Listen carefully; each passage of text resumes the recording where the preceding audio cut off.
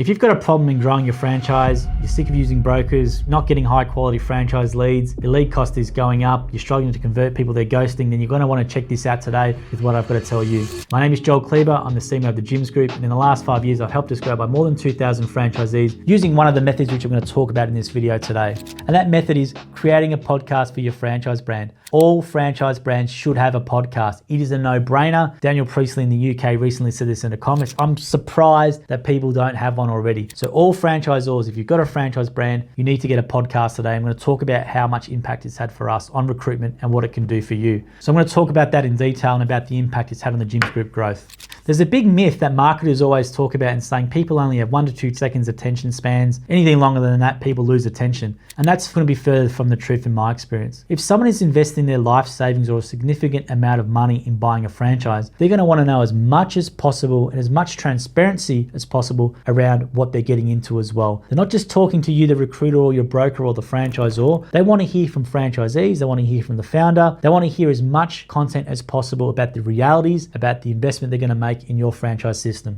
In training, we always constantly have 100 to 120 new franchisees every 3 weeks. And all the times they say to me, it's the podcast, it's the podcast. I listen to 100 podcasts, listen to 200 podcast episodes before coming to training or even inquiring in the gym system. And for me, that's absolutely astounding. So what it tells to me that people want to trust, but they need as much trust assets as possible to consume in order to build that trust to come into your franchise system. The great thing about a podcast as well is that the person who's listening can go at their own pace. A lot of the time they tell me, I listen to it on the way to work, I listen to it in the gym, I listen to it on the dishes, I shared it to my wife who was trying to talk me out of it. So it's a great thing which they can listen to at their own pace and they don't feel as though they're being sold to. Because a lot of people don't believe those 3-minute BS testimonials. You see them all the time. We've even got some on our websites where you've got the best franchisee in the system saying how fantastic it is, a lot of slick B-roll, blah, blah, blah, blah, blah. That stuff needs to stop because people do not believe it. What people want is they want authenticity, and a great way to get authenticity about the franchisee experience is to allow a franchisee to talk in a long form format about the realities of being a franchisee in your system.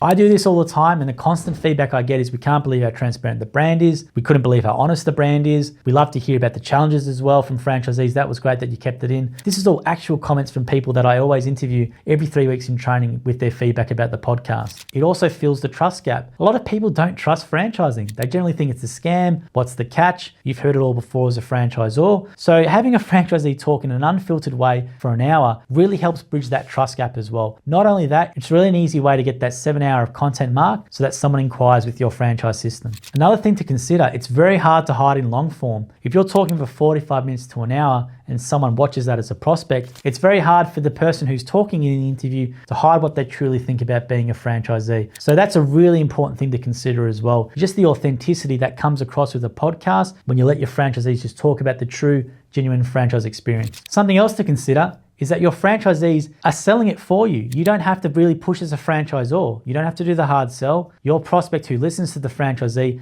they're the one doing the selling for you just by talking about the experience as well. If you've got a great franchise system and you're a good franchisor, then you've got nothing to worry about. If you're a bad franchisor, there may be a podcast or getting franchisees to come on your podcast might be hard, but we've been lucky enough to not have that problem at Gyms. We've got more than 350 episodes on both the Gyms Group podcast and the Gyms Mowing podcast now, and this has been one of the biggest things for our franchise growth in recent years. Now, how do you get these podcasts done? Well, I'm going to tell you a couple of ways that I've done over gyms in the years. So when we were first starting doing it, we used to give vouchers for people that wanted to share their experience, and I would just do them via Zoom. And I was doing literally around 10 podcasts a week via Zoom because they were obviously getting vouchers. But that was a great muscle for me to practice as well. And I used to refine my interviewing technique too. And we found that Zoom was fine. And the reason why I like to use Zoom over Riverside and all these other ones is because internet connection was always an issue for me sometimes and also for franchise prospects. And having Zoom, I just found it was the best thing to do. But your quality production doesn't overly matter when it comes to recruitment content, in my opinion. If someone is researching your brand thoroughly, they just want to hear about the quality of the experience or the authenticity of the experience from the franchisee. They don't care if you've got a 4K video or if it's in a fancy studio like this. And that's what I found from the years. I've never had someone say to me it was the production value of the podcast that got me across the line. It was always about how valuable the content and how transparent the content was. So don't let production value stop you. So you can start with Zoom. If you have the means or you have the money, obviously having a studio, if you can build a studio on site, or using an external agency, which you can find some great ones online, which I'm going to leave in the link below. That's a great way to go as well, because it's a better looking video asset too, but you can also use that for some really good looking short clips. And if you want to use that in paid advertising as well, just looks a bit better amplifying those as opposed to a Zoom clip. So that's what you probably want to do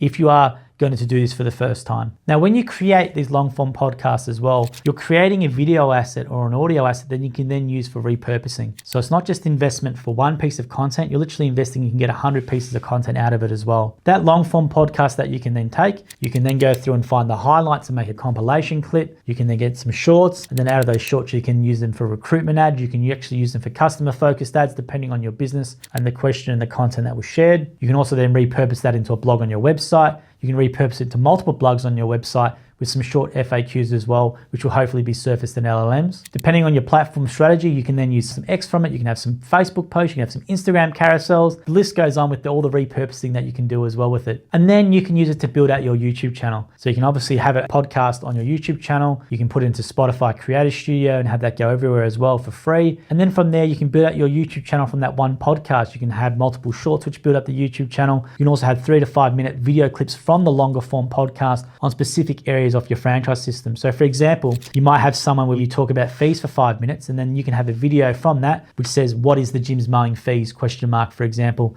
And then that video can live on the channel. And if someone does search in Google, for example, what are the Jim's mowing fees, then hopefully your video will then surface. They can then watch that and see that's from a longer interview, and then go find a longer interview and consume that as well. But the key to doing a podcast is to not to do surge content and then stop. You've got to be consistent. And I found that over the 1 or 2 or 3 years we've been doing it, it's just the machine that keeps going. So people who actually listen to the podcast and that really helps them, they find that after a year or two, they want to come back on the podcast and help someone else by sharing their story as well. And people listen to these things for months, in some cases years, before even inquiring. So you've got to have that regular content, because you've got a podcast series for your brand and your last episode was 3 years ago. And then if they look at us, for example, we've got a podcast that has episodes every single week updated. What piece of content or what brand are they going to trust more? The one with the outdated stale content that's just started and stopped, or the one with the fresh content that's consistent? I think I know which one I'm going to trust. And I know for sure, based on our training numbers, the one that franchisee prospects do trust. So the takeaway from today is, if you really want to grow your franchise brand, commit to a franchise podcast as your brand name. It will do wonders for your brands. And the reason why I'm sharing this information is because franchising as an industry needs to have more trust, and the more brands we can have building trust and sharing stories about franchisees and their system, it works better for the industry overall. So if you like today's videos, make sure you leave a like, leave a comment with any specific questions that you've got. If you want to learn more as well, check out the Franchise Marketer podcast, or click the link for the 60-page franchise playbook that I've released.